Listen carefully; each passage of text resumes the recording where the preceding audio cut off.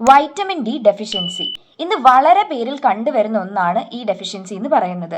എന്തുകൊണ്ടാണ് vitamin D ഇത്ര കൂടുതൽ നമുക്ക് ഇമ്പോർട്ടൻ്റ് എന്ന് പറയാൻ കാരണം ഇത് നമ്മളുടെ കാൽഷ്യം അബ്സോർപ്ഷന് ഇമ്പോർട്ടൻ്റ് ആണ്. അതുപോലെ തന്നെ നമ്മുടെ എല്ലുകളെയും പല്ലുകളെയും ശക്തിയുള്ളവയാക്കി വെക്കാൻ ഇത് ഇമ്പോർട്ടൻ്റ് ആണ്. നമ്മുടെ ഇമ്മ്യൂണിറ്റി ബൂസ്റ്റ് ചെയ്യാൻ ഇമ്പോർട്ടൻ്റ് ആണ്.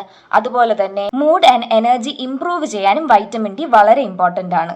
നമുക്ക് വൈറ്റമിൻ ഡി നാച്ചുറലായി കിട്ടുന്ന സോഴ്സ് ആണ് സൺലൈറ്റ് അല്ലെങ്കിൽ സൂര്യരശ്മികൾ എന്ന് പറയുന്നത്. അപ്പോൾ എല്ലാവരും ചോദിക്കുന്ന ഒരു സംശയമാണ്, അപ്പോൾ ഏത് സമയത്ത് സൂര്യരശ്മികളാണ് നമ്മൾ കൊള്ളേണ്ടതെന്ന്. പഠനങ്ങൾ പറയുന്നത് വൈറ്റമിൻ ഡി കോൺസെൻട്രേഷൻ ഏറ്റവും അധികമുള്ളത് ഒരു 11 തൊട്ട് 2 മണിവരെയുള്ള സൂര്യരശ്മികളിലാണ്. പക്ഷേ ഈ രശ്മികൾ നമ്മുടെ ചർമ്മത്തിന് ഹാംഫുൾ ആണ്. അതുകൊണ്ട് നമ്മൾ പൊതുവെ പറയുന്നത് രാവിലെ ഒരു 8 തൊട്ട് 10 മണിവരെയുള്ള സൂര്യരശ്മികളും അതുപോലെ തന്നെ വൈകിട്ട് ഒരു 4 തൊട്ട് 6 മണിവരെയുള്ള സൂര്യരശ്മികളും കൊള്ളാൻ വേണ്ടിയിട്ടാണ്. വൈറ്റമിൻ ഡി അടങ്ങിയ ഭക്ഷണങ്ങളും ഉണ്ട്.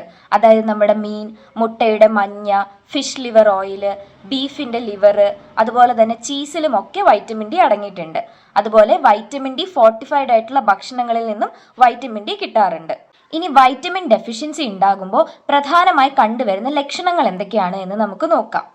കാരണമില്ലാതെ ക്ഷീണം അനുഭവപ്പെടുക, മുടികൊഴിച്ചിലുണ്ടാകുക, മസിൽ വീക്ക്നെസ്, അതുപോലെ തന്നെ പേശികളിലും ജോയിന്റുകളിലും ഒക്കെ വേദനകൾ അനുഭവപ്പെടുക, വിശപ്പില്ലായ്മ, ഇമ്മ്യൂണിറ്റി കുറയുക, റെക്കറൻ്റ് ആയിട്ട് അലർജിയൊക്കെ ഉണ്ടാകുക, ഇതൊക്കെയാണ് പ്രധാനമായി കണ്ടുവരുന്ന ലക്ഷണങ്ങൾ.